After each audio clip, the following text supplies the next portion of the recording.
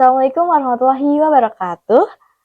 Halo sobat-sobat, dimanapun kalian berada, kembali lagi dengan saya, Meridiana Teresa, yang insya Allah akan menemani sobat sekalian dalam podcast Islamic Research Pharmacy Club Universitas Muhammadiyah Yogyakarta. Pada podcast kali ini, di sini kita akan membahas tentang mengenai dari meja makan ke meja akhirat. Nah, sangat menarik dan sejalan ya sobat-sobat dengan kehidupan sehari-hari kita, yaitu terkait makanan dan sebagaimana kita makan dalam kehidupan sehari-hari. Hal ini sangatlah akan berkelanjutan. Nah, teknologi lebih modern juga akan terus menjelajahi dalam perkulineran di Indonesia ini. Baik, kali ini saya tidak sendiri, di samping saya sudah ditemani oleh narasumber yang sangat inspiratif, yaitu Bapak Apoteker Faris Kurniawan. Nah, sobat sekalian, kita sapa dulu nih yuk narasumber kita sore hari ini. Selamat sore Bapak. Selamat sore, Dek. Gimana nih Pak kabarnya pada sore hari ini? Alhamdulillah baik ya. Alhamdulillah puasanya juga masih lancar ini. Alhamdulillah. Oke, hari ini sudah terhitung puasa ke-14 ini Pak. Gimana nih puasanya Bapak sore hari ini? Ya, alhamdulillah ya, masih lancar ya, Dek ya. Ya, cuma menjelang pertengahan ya, sudah mulai imunitasnya mulai berkurang ya, tapi insya Allah masih bisa lancar. Alhamdulillah ya Pak. Oke, tanpa berlama-lama lagi kita langsung saja ke sesi sharing ya sobat-sobat sekalian. Oke, sobat, seperti yang kita tahu, negara kita mayoritas penduduknya Islam nih. Nah, untuk itu kesadaran kita tentang kehalalan dan penerapan untuk dapat diperhatikan makan dan minuman apa yang kita makan ke dalam tubuh kita. Nah, di sini kita ngobrol-ngobrol dan sharing tentang gimana sih kita menentukan makanan dan minuman yang halal dan baik untuk tubuh kita. Baik, mungkin langsung saja ya Pak ya, kita masuk ke sharing-sharing. Jadi kemungkinan nih teman-teman juga bingung nih, apa sih definisi dari makanan dan halal itu sendiri Pak, menurut Bapak? Iya, oke, baik. Kalau berbicara tentang makanan ya, khususnya ya, makanan halal. Jadi memang kalau makanan halal itu, sekarang istilahnya tidak hanya halal ya, tapi halal dan thayyib ya. Kalau dari bahasanya sendiri, halal itu dia artinya adalah boleh atau mubah ya. Jadi bukan ada pengertian lain, tapi artinya adalah boleh ataupun mubah. Nah, kalau thayyib itu pengertiannya adalah makanan itu harus bisa memberikan manfaat ya, atau dalam sisi lain dari kesehatan. Makanan wajib ya mengandung nutrisi ya, nutrisi yang dibutuhkan oleh tubuh ya. Kemudian juga harus bebas dari efek samping ataupun bebas dari penyakit ya yang bisa membahayakan. Jadi sekarang konteksnya kalau makanan itu tidak hanya halal ya, tidak hanya sekedar halal, tidak hanya sekedar itu boleh dimakan, tapi juga harus memiliki nutrisi ya, memiliki nutrisi yang dibutuhkan oleh tubuh, begitu ya kalau halal dan thayyib. Jadi untuk tubuh itu juga perlu nutrisi ya Pak ya? Ya betul, karena sekarang kan banyak ya, jadi tren makanan sekarang kan rata-rata yang penting kenyang, yang penting kenyang. Banyak ya tipe-tipe makanan ya, junk food atau makanan ya, sejenisnya. Sekarang mahasiswa suka yang makan makanan yang junk food itu kan Iya, Pak. betul. Sehingga mungkin secara mengenyangkan ya, tapi dari sisi nutrisi agak kurang ya. Mayoritas kan memang banyak yang dikonsumsikan karbohidrat tinggi ya, sedangkan dari sisi protein, mineralnya mungkin agak kurang. Sehingga itu memang konsep dasarnya memang harus halal dan thayyib. Begitu. Oke, baik. Kita lanjut ya Pak untuk pertanyaan selanjutnya. Jadi bagaimana sih cara membedakan makanan halal dan makanan haram di visual? Secara visualnya gitu Pak. Oke, baik. Ini menarik ya, pertanyaan yang sangat menarik. Jadi sebenarnya ya, kalau secara visual, misalnya kan kita dihadapkan ya, yang satu itu makanan halal dan thayyib, yang satu itu makanan haram. Kalau secara visual itu sebenarnya agak sulit dibedakan ya, apalagi kalau itu sudah dikemas ya dalam suatu packaging atau kemasan yang itu sudah tertutupi nih, isinya itu nggak kelihatan lagi, itu sulit. Jadi sebenarnya kalau secara visual itu agak sulit ya, ketika itu sudah dikemas ya. memang paling mudah untuk bisa membedakan makanan itu halal ataupun haram, lihat aja di label halalnya ya. Jadi setiap makanan yang memiliki atau sudah lolos proses sertifikasi halal, tentunya sudah mencantumkan label halal. Itu cara paling mudah ya, cara paling mudah. Bisa Dilihat secara langsung. Cuma yang menjadi tantangan saat ini kan masih sedikit ya di sekitar kita ya. Makanan yang sudah berlabel halal itu masih sedikit. Rata-rata itu sifatnya, oh ini halal atau haram ya. Kita kan ragu-ragu ya. Ragu-ragu ya. Memang kalau secara visual, yang bisa kita perhatikan adalah mungkin dari sisi visual tampak aslinya ya. Misal dari daging ya. Kalau daging itu biasanya terlihat ya. Kalau daging itu kalau secara visual ketika itu misalkan disembelih secara halal, itu memang biasanya warna dagingnya itu merah, segar gitu ya. Jadi tidak pucat atau tidak berwarna gelap begitu. Jadi terlihat secara visual ketika itu untuk produk-produk daging ya yang dalam proses penyembelihan. Tapi kalau untuk produk makanan yang non daging ya itu agak sulit dibedakan secara visual ya. Memang paling aman kita harus cek label halal. Atau kalau misalnya ya, misalnya kalau saya pengen tahu nih, misalkan makanan A, misalkan makanan tertentu yang kita pengen cek kehalalannya, cek aja di website. Ya, jadi sekarang bisa lihat di Google sekarang tanpa di Google ada bisa. itu second barcode gitunya Betul. kan. Karena MUI juga sudah mengeluarkan listnya ya.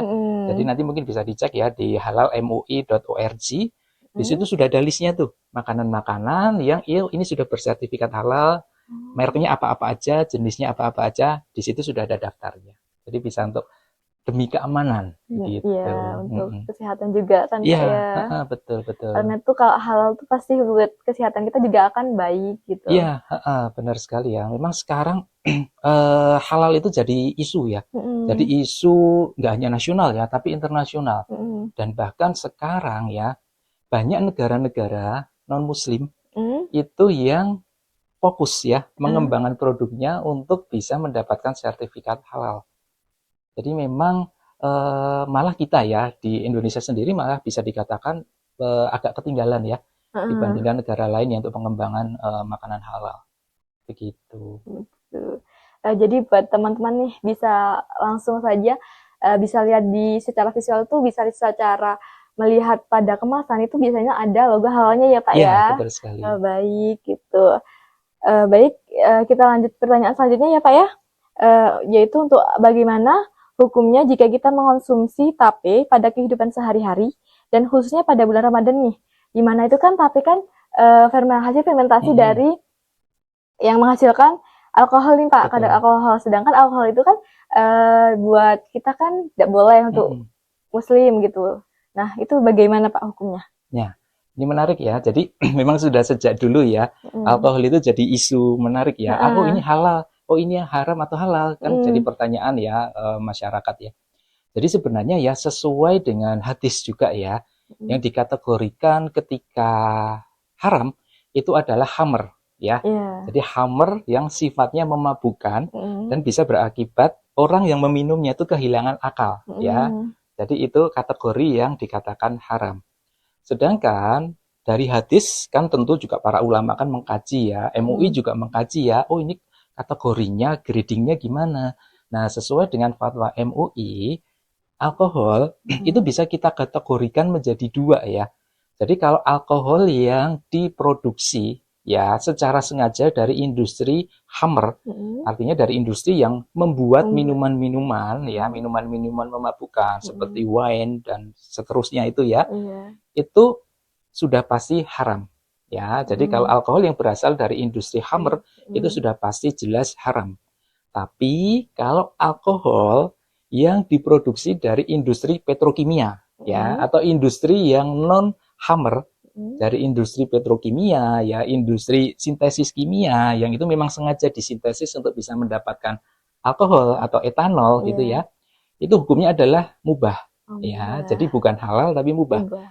Mubah artinya boleh digunakan selama ada catatannya ya, selama tidak membahayakan tubuh, kemudian dia bermanfaat secara medis ya, kemudian dia juga digunakan sesuai dosis gitu ya. Jadi memang Tidak hukumnya berlebihan iya gitu ya Pak betul. ya.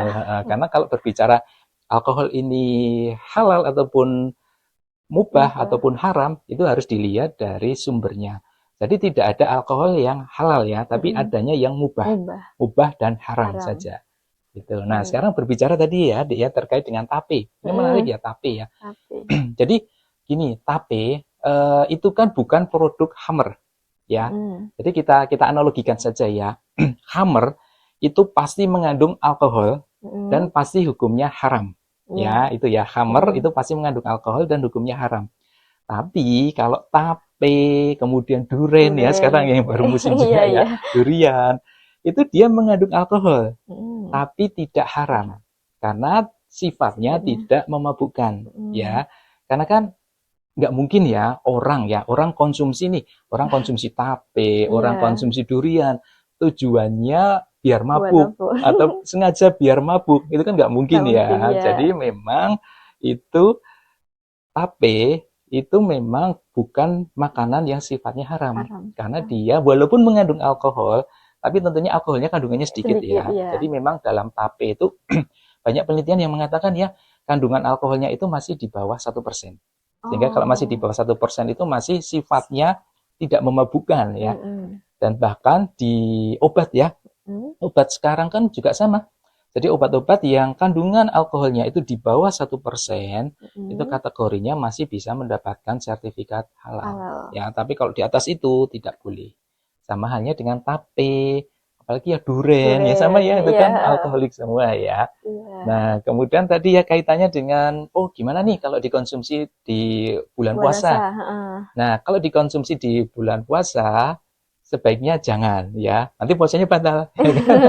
Kalau makan tape kan siang-siang makan tape wah, batal ya.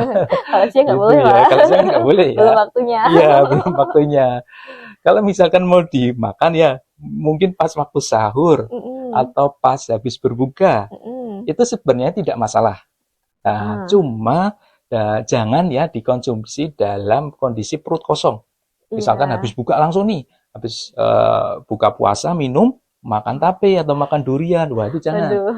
Itu ya.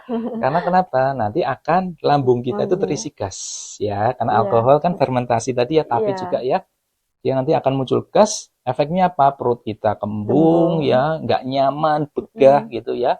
Kemudian nanti kita jadi berat ya, mau taraweh jadi nggak Nggak mau. mau ya, karena badannya nggak Nggak enak enak. gitu ya.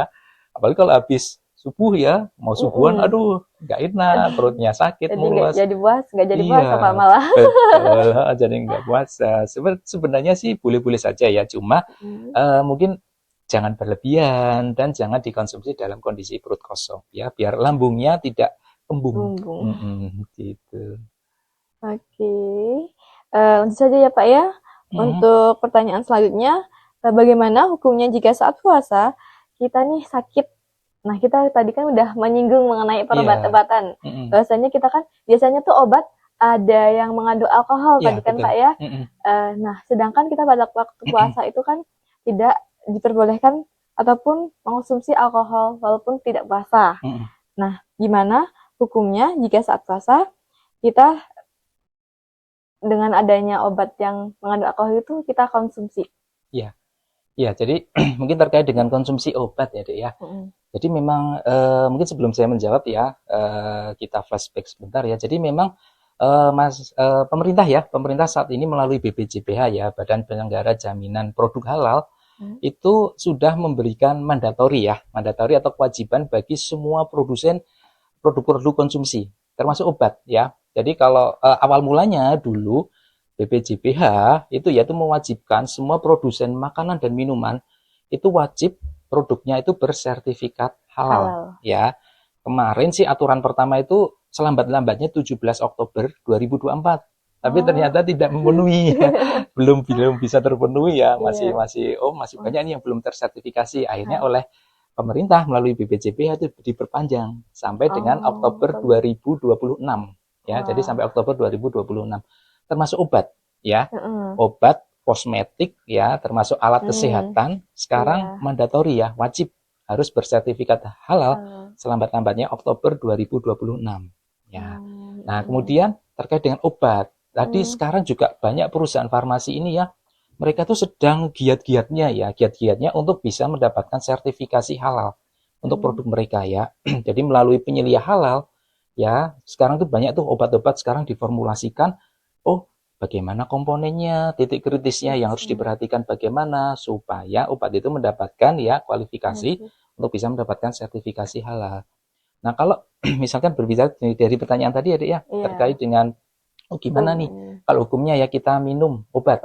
Ya, memang pilihan pertama diusahakan sebisa mungkin ya ketika pas puasa, aduh nggak kuat nih, ya sudah daripada nanti membahayakan kesehatan kan ya, makin sakit ya dengan sangat terpaksa ya dengan niat biar kesehatannya terjaga, membaik gitu ya, itu ya minum saja ya, puasanya batal tapi tidak apa-apa ya karena alasan kesehatan. Tapi kalau misalkan kuat nih ditahan sampai berbuka, kalau kuat ya dan tidak membahayakan kesehatan ya sebaiknya ditahan begitu ya untuk penyakit-penyakit ringan tentunya ya. Kemudian kalau berkaitan dengan pilihan obat, memang akan sangat bagus banyak ya sekarang ya obat-obat khususnya sirup itu yang sudah bersertifikat halal ya, merek-merek tertentu ya, tidak bisa sebutkan ya merek-mereknya ya. Itu sudah banyak yang bersertifikat halal. Itu sebaiknya jadi pilihan utama ya. Karena kenapa? Ini mungkin konteksnya tidak hanya obat ya, tapi khususnya makanan ya, yang keseharian kita makan. Makanan, ada hadis ya yang mengatakan ya bahwa kalau kita konsumsi makanan ataupun apapun itu ya yang kita masukkan, itu kok dia haram, maka amal ibadah kita tidak diterima 40 hari. Ya, itu ya ada hadisnya ya, 40 hari. Sehingga kita mau sholat, mau sedekah, mau ibadah apapun, kalau kita konsumsi makanan haram ya itu ya tidak diterima ya, lama itu 40 hari itu lama sekali ya, 1 bulan lebih Pak. Iya 1 bulan lebih. Dan juga ada hadis juga ya dia mengatakan bahwa kalau orang mengkonsumsi makanan ataupun obat yang dia haram, maka itu akan mengeraskan hati ya. Dalam artian bukan menjadi sakit sirosis enggak ya, tapi orang tersebut akan sulit ya menerima nasihat kebaikan gitu ya, akan menjadi mudah mungkin gampang emosi gitu ya, sehingga memang berdampak nyata ya ke keseharian. Jadi memang sebisa mungkin sih diusahakan milih obat ya, kembali ke pertanyaan tadi ya, milih obat yang itu sudah bersertifikat halal. Oh gitu. Karena banyak kok sekarang banyak kok pilihan ya, pilihan obat-obat yang sudah halal itu sudah ada banyak. Jadi bisa untuk kita memilih lebih baik yang halal teman-teman. Benar, iya betul sekali. Karena udah banyak produk ya Pak ya. Sekarang banyak sekali ya. Bahkan sekarang pemerintah ya, sekarang BPJPH ya melalui pemerintah melalui BPJPH itu memberikan banyak kemudahan ya. Industri besar, produk-produk makanan ya, minuman ataupun obat ataupun UMK ya, selevel UMK itu juga diberi kemudahan ya untuk bisa mengurus sertifikasi halal ya. Jadi jajanan-jajanan tuh, jajanan-jajanan itu bisa tuh mengurus sertifikasi halal melalui jalur self declare ya. Kalau jalur UMK itu namanya jalur self declare. Kalau yang industri besar nanti jalurnya itu jalur reguler, itu beda jalur. Tapi intinya sama. Gimana caranya biar produknya bisa bersertifikat halal. Iya, sekarang diarahkan ke sana semua. Betul. Baik, kita lanjut untuk pertanyaan selanjutnya ya Pak ya. Apa hubungannya antara makanan halal dan akhirat? Ya, oke. Nah, tentu kembali ke tadi ada ya, yang saya sampaikan sebelumnya ya, tentu sangat berkaitan ya.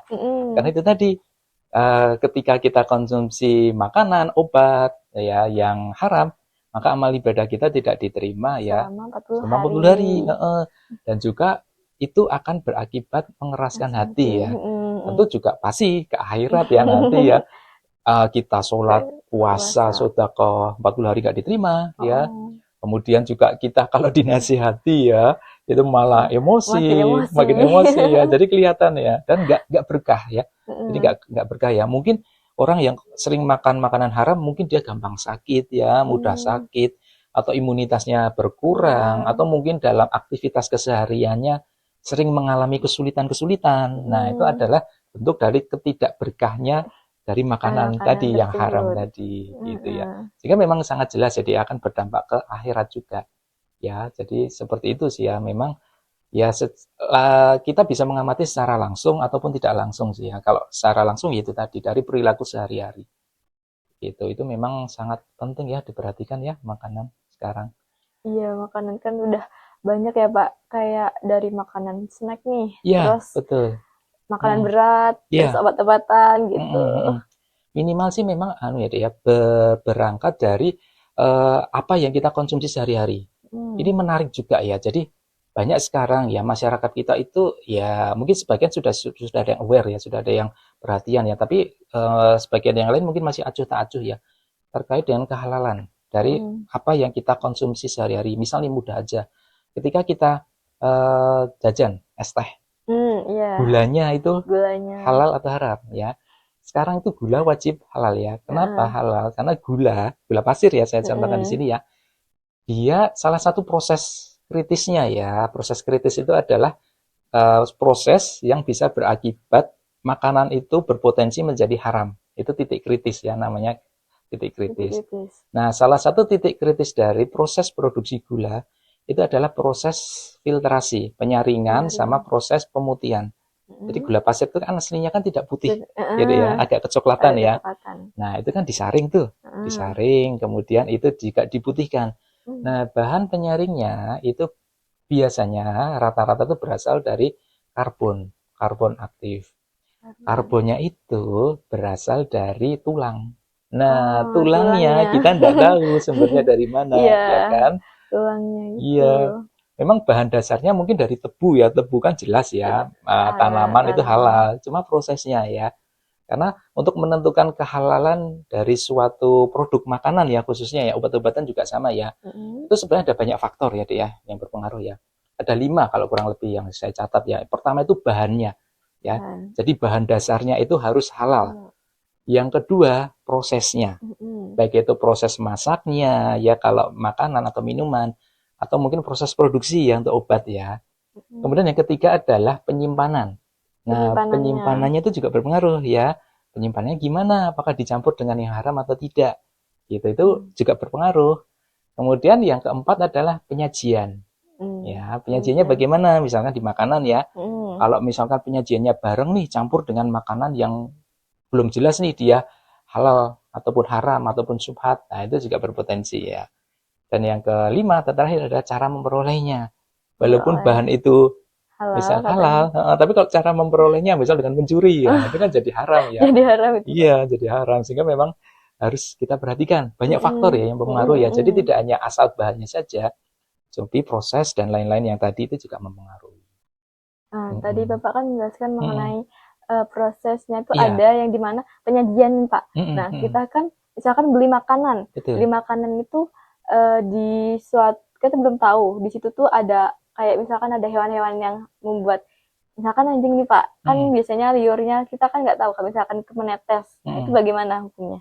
Nah, kalau mungkin terkait dengan makanan yang disajikan ya, jadi Mm-mm. sekarang pun ya restoran, catering atau warung makan itu wajib ya, mandatori juga ya untuk bisa apa yang disajikan di situ itu harus produk yang halal Halal. ya. Jadi sering nanti itu kalau misalkan beberapa rumah makan ataupun restoran dan sejenisnya itu memasang tuh ya, memasang sertifikat halalnya Halal. ya. Jadi biar Mm-mm. kelihatan tuh konsumen bisa biar yakin, oh di tempat ini Mm-mm. makanannya sudah halal gitu ya. Mm-mm. Itu sebagai jaminan juga. Nah, kemudian seringkali restoran-restoran tertentu, bukan restoran tertentu ya, mayoritas Mayoritas. mayoritas restoran yang sudah bersertifikat halal itu melarang ya pengunjungnya untuk membawa makanan dari luar ya. Bukan Iya. karena biar jajan di situ, bukan itu ya Mm-mm. tujuannya, tapi biar menjaga nih, menjaga supaya standar halalnya itu tetap terjaga, tidak terkontaminasi dari makanan yang dibawa dari Makanan. luar gitu ya. Sehingga Oh. dijaga sampai sebegitu detailnya ya.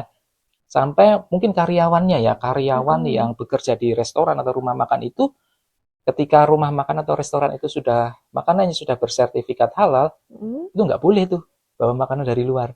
Dimakan di Oh, area restoran atau rumah restoran makannya itu. nggak boleh. Heeh. Ya, andai kata bawa bekal dari rumah nih, dia harus konsumsi di luar, nggak Iya, boleh di banyak dalam. Ya seperti kan itu seperti sekarang. itu ya. Dan alat makannya juga Alatnya, nggak boleh pakai dari mm, restoran karena akan mengkontaminasi. masih, Takutnya seperti itu ya. Jadi kalau misalkan tadi ada kasus ada air liur gitu ya, air liur mm, anjing itu memang selama itu tidak mengenai kita langsung kan tidak mm, masalah ya, sehingga mm, tidak masalah sih.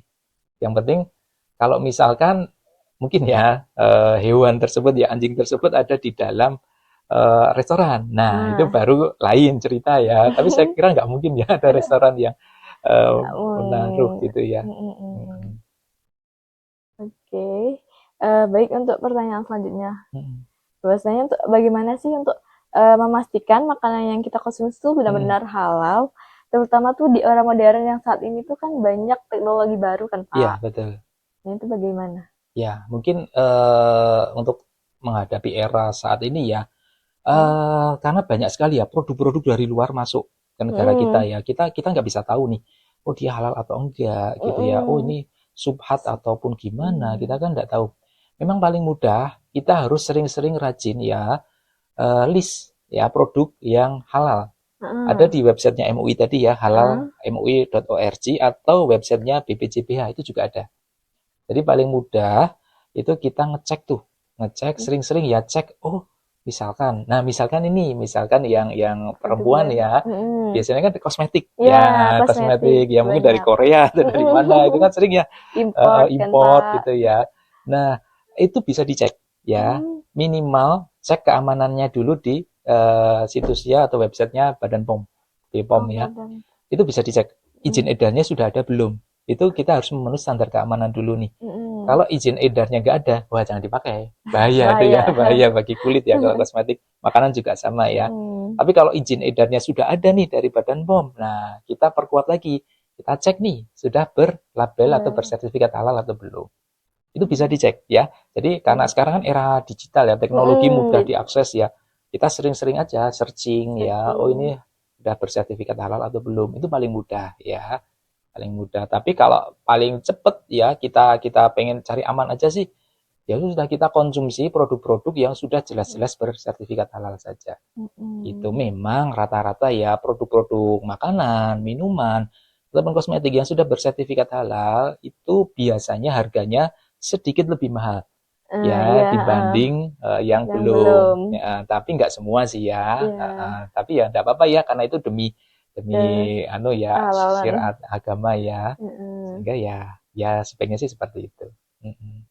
Nah, untuk pertanyaan selanjutnya dan ini yang Mm-mm. terakhir seperti Oh ini, ya, Pak. oke oke. Bahwasanya itu apa makanan dan yang dikonsumsi bisa mempengaruhi ibadah dan doa kita. Mm-mm. Misalkan nih, kita udah berdoa, Kak, kenapa sih? Apa adakah yang salah dengan makanan Oke. kita gitu? Ya, sangat sangat mungkin ya, ya. Jadi Heeh. bisa sangat mungkin sekali ya. Tadi ya, mungkin Hmm. waduh kita sudah sering berdoa. Ya mungkin kita nggak tahu ya, mungkin sudah ketetapan Allah juga Iya, ya. Tapi kan kita bisa menganalisis ya, Dek, ya menganalisis dari ya. diri kita sendiri ya. Kok saya berdoa sekian lama kok nggak dikabulkan sama Allah gitu Mm-mm. ya. Kok makin sulit hidup saya gitu ya. Mm-mm. Kok udah berdoa kok makin sulit. Nah, ya mungkin selain karena itu sudah ketetapan Kehadiran Allah, kita Allah. nggak tahu ya. Mm-mm. Nah, kita juga bisa nih menganalisis dari kita. Oh, makanan saya yang saya konsumsi udah halal atau belum? Kalau Oh, misalkan belum halal, ya itu halal. tadi ya 40 hari 40 hari. kita nggak diterima. Ya itu sudah Udah hadisnya berdoa kayak setiap gitu. hari. Iya, jadi sama saja ya. Sama saja ya. Jadi misalkan ketika pas sholat kita selain Mm. menggunakan pakaian yang bebas dari najis, kita sudah Mm-mm. pastikan nih sudah menggunakan pakaian yang wangi, yang Wangi. rapi ya. Mm-mm. Tapi kita harus ngecek nih tadi pagi atau tadi siang kita makanannya gimana, halal atau enggak. Mm-mm. Mungkin itu Mungkin yang berpengaruh ya dalam ke ibadah kita ya. Kenapa kok mm-mm. doa kita nggak dikabulkan? Bisa jadi karena itu Iya, ya. Karena kita jadi banyak faktor ya Pak ya, iya banyak nggak cuman faktor. makanan. Karena memang kita agak sulit ya untuk bisa mengontrol ya. Mungkin mungkin kita dalam keseharian ya buka Mm. puasa nih. Ya kita Mm. buka puasa. Biasanya masyarakat kita buka puasa kan senang gorengan tuh, iya Iya, kan jajan, gorengan, jajan. Nah, jajanan. minyaknya gimana gitu. Karena Nah, minyak pun juga sama ya. Minyak itu ada melalui ada. proses penjernihan. Sama Mm-mm. kasusnya kayak gula pasir Gula pasir tadi ya. tadi. Jadi minyak sawit itu kan aslinya memang tidak jernih. Dia Heeh, dijernihkan, dijernihkan. disaring Bisa pakai karbon. Karbonnya dari tulang. Nah, kita nggak tulang tahu lagi. tulangnya dari mana Oh, gitu kan ya oh. sumbernya. Itu dari sisi minyak ya. Mm-mm. Belum lagi dari gorengan. Misalkan ada Gorengan. tepung, Nah, terigu. tepungnya Iya, terigunya juga sama. Terigu itu juga wajib bersertifikat halal. halal. Karena banyak tambahan di dalamnya yang misalkan ya dari vitamin-vitamin ya, Mm. kemudian dari misalkan diperkaya ya dengan asam amino L-sistein ya. Mm. Nah, sistein ini juga kita perlu anu ya, perlu hati-hati ya, Dek, ya. Karena sistein Mm-mm. itu biasanya tuh diproduksi ya. Diproduksi itu dari organ. Bukan organ ya, maaf, dari bagian tubuh manusia. Mm-mm. Misalnya rambut. Nah, itu fatwa MUI ya itu mengatakan bahwa bagian tubuh manusia itu haram hukumnya. Ya. Jadi itu hati-hati juga. Kosmetik juga perlu hati-hati ya. Kosmetik-kosmetik yang banyak mengandung plasenta itu bisa dipastikan dia haram karena itu dilarang. Ya, jadi kita kan kembali lagi ya ke syariat agama ya. Jadi kan kalau berbicara nih tentang kehalalan, kan ada yang diharamkan dari Quran, dari hadis, sama dari fatwa MUI ya. Kalau dari Quran kan kita tahu nih, ada yang pertama kan mungkin ada bangkai, ada darah ya, kemudian ada daging babi. Itu yang golongan pertama yang diharamkan di Quran. Kemudian golongan kedua adalah daging yang berasal dari hewan yang disembelih dengan tidak menyebut asma Allah. Ya, jadi lupa tidak menyebut. Itu haram hukumnya ya. Walaupun raw materialnya itu bagus, misalkan ayam nih, ayam dipotong, dipotong lehernya gitu ya. Itu kok lupa nih, nggak membaca asma Allah, tidak mengucap asma Allah, hukumnya jadi haram. Atau yang ketiga nih, makanan, daging ya, daging yang berasal dari hewan yang itu disembelih dengan menyebut nama lain ya, nama lain selain Allah. Itu juga hukumnya haram. Ya. Kemudian yang keempat yang ada di Quran itu adalah khamr ya, yang tadi kita bahas di awal ya. Khamr itu dia sudah pasti haram. Itu yang dari sisi Quran ya, ada 4 golongan ya. Yang hadis ada lagi ya. Hadis itu yang pertama adalah daging yang berasal dari binatang buas ya, yang dia berkuku dan bertaring. Itu kita bisa melihat yang berkuku dan bertaring itu apa sudah jelas haram ya. Yang kedua adalah hewan yang dia pemakan kotoran. Ya, jadi ada beberapa nih hewan yang dia pemakan kotoran ya, istilahnya jalalah ya. Hewan jalalah itu dia pemakan kotoran, itu haram hukumnya dikonsumsi ya. Kemudian yang ketiga adalah hewan yang menjijikkan atau hewan hobbits ya. Menjijikkan itu juga dia haram dikonsumsi. Kemudian yang tadi, yang terakhir yang ketiga adalah sesuai fatwa MUI, itu adalah bahan ataupun apapun ya yang diambil dari manusia ya. Jadi dari manusia entah itu rambut, kulit, daging dan lain-lain gitu ya yang diambil dari manusia itu haram hukumnya dikonsumsi. Nah, itu perlu kehati-hatian ya, khususnya kosmetik ya. Kosmetik itu sekarang hati-hati sekali. Banyak sekali ya komponennya. Ya, betul. Banyak sekali di situ ya. Memang kalau kita berbicara tentang halal dari suatu produk kan kita harus hati-hati ya mau makan. Aduh, ini gimana nih hukumnya? Gitu ya. Itu memang harus hati-hati ya. Gitu. Tadi Bapak menjelaskan mengenai pas waktu penyembelihan. Nah, itu kan banyak kan Pak, kayak misalkan makanan waktu saat ini seperti sosis. Nah, sosis itu kan kita kan belum tahu waktu penyembelihannya itu kan gimana. Biasanya kan pakai alat kan pakai sekarang. Nah, itu kan sangat berarti kita lebih kan biasanya ada yang sosis halal gitu. Nah, itu emang benar-benar halal banget atau enggak ya, Pak? Iya. Jadi memang paling aman sih ya kita cek label halalnya ya, sertifikasi halalnya. Misalkan merek X ya, merek tertentu. Kita cek nih, ada label halalnya.